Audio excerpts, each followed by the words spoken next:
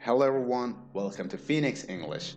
Today we are learning the simple present tense, which is the most basic and fundamental verb tense you need to learn in English.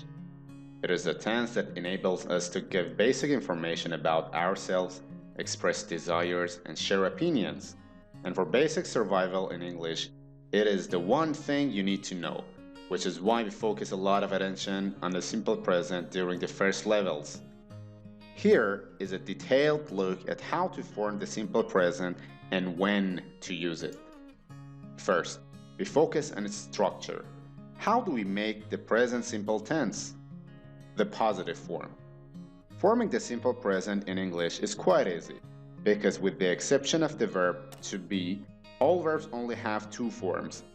Base form, or just the verb with an extra s, if the subject is he, she, or it. Let's take the verb play as an example. I play, you play, he plays, she plays, it plays, we play, they play. I work in London. As you see here, my subject is I, therefore I use the base form of the verb. She works in London. My subject belongs to the third person singular group, so we add s to the verb. Another example. He teaches English. What happened here? Why we added es to the verb? As we mentioned before, only verbs paired with a third person singular noun or pronoun as a subject add an s to the end.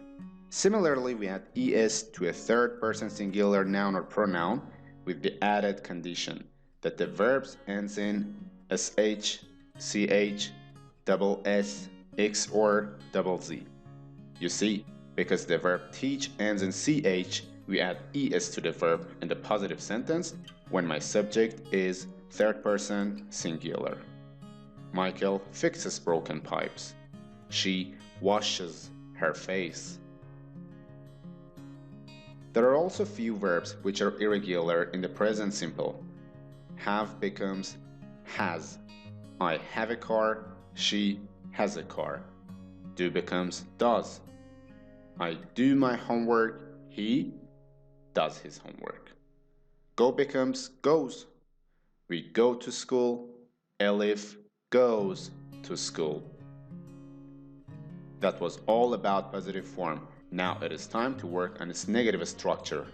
The formula for making a simple present verb negative is do or does plus not plus root form of the verb. You can also use the contraction don't or doesn't instead of do not or does not. If the subject is third person singular, doesn't. For the rest of the subjects, don't.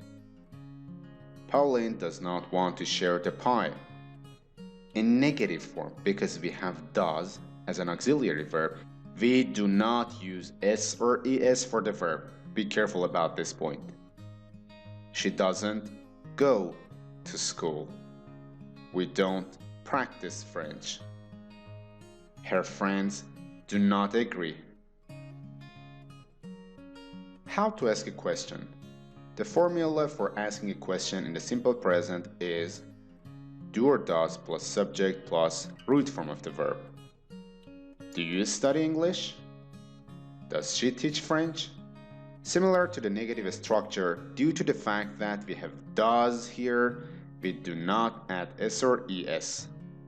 That's why I said root form of the verb or base form of the verb. And if you want to use WH question words, put it first of a sentence. Where do you go? What time does she play badminton? We just covered different structures of simple present. The only thing which is left is the verb be. Verb be is different from the other verbs in this tense. Here is the positive form. I am, you are, he is, she is, it is, we are, they are. Normally, in everyday speaking, we use short forms. I'm, you're, his, she's, it's, we're, they're. I'm a teacher. You're really smart. Next, here is the negative. It's very easy. You only add not. I am not. You are not. He is not. He isn't a student. And finally, let's talk about the question form of the present simple with be. Firstly, here is the yes or no question form. We change the place of am is are and the subject. Are you in London? Is Taylor a singer? If you'd like to make a WH question, you just put the question word at the front. Why is he angry? Who is she? Where am I? When do we use the simple present? Now that we learned the structures completely, I should tell you the simple present has some different uses. Here is an overview of each use with examples. Number 1. For habits or something that happens regularly. I wake up at 7 and I have breakfast at 7:30. Because your daily routine is part of your habits, we use simple present to explain it. Structure, subject, base form. Subject, base form. Your habit is not limited to daily activities. Maybe you do something once a year, but it's your habit. Every year you do that. For example, they drive to Paris every summer. It rains every afternoon in the hot season. This is a repeated action that happens regularly. So in English, we must use simple present tense to describe it. Subject, verb, s. Because my subject is third person singular. I'm sure that you can remember the point. Number 2. General truth. Mount Everest is the highest mountain in the world. We use trees to make paper. Bees make honey. These are permanent facts. They're always true.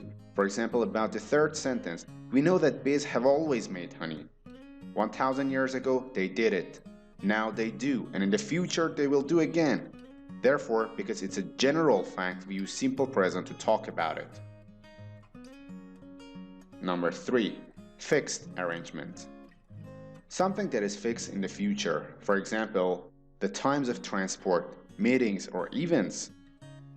Our train leaves at 3 p.m. Although the meaning refers to the future, we use simple present because it is fixed. We have timetables for public transportation. The match starts at 9 p.m. When does the meeting begin? For asking this question, I use simple present because the time of the meeting is pre-arranged. It is fixed by the manager. Number 4. With future constructions. That is to say, something in the future after time words. Time words like when, after, before, or until.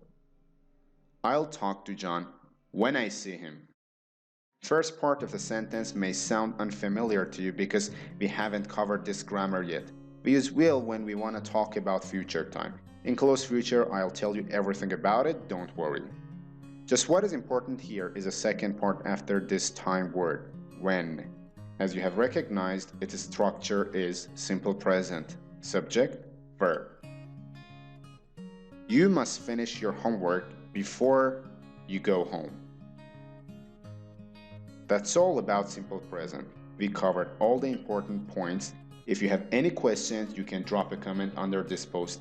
And also, I would be really grateful if you subscribe my channel and watch my previous videos. I promise I'll do my best to improve your English.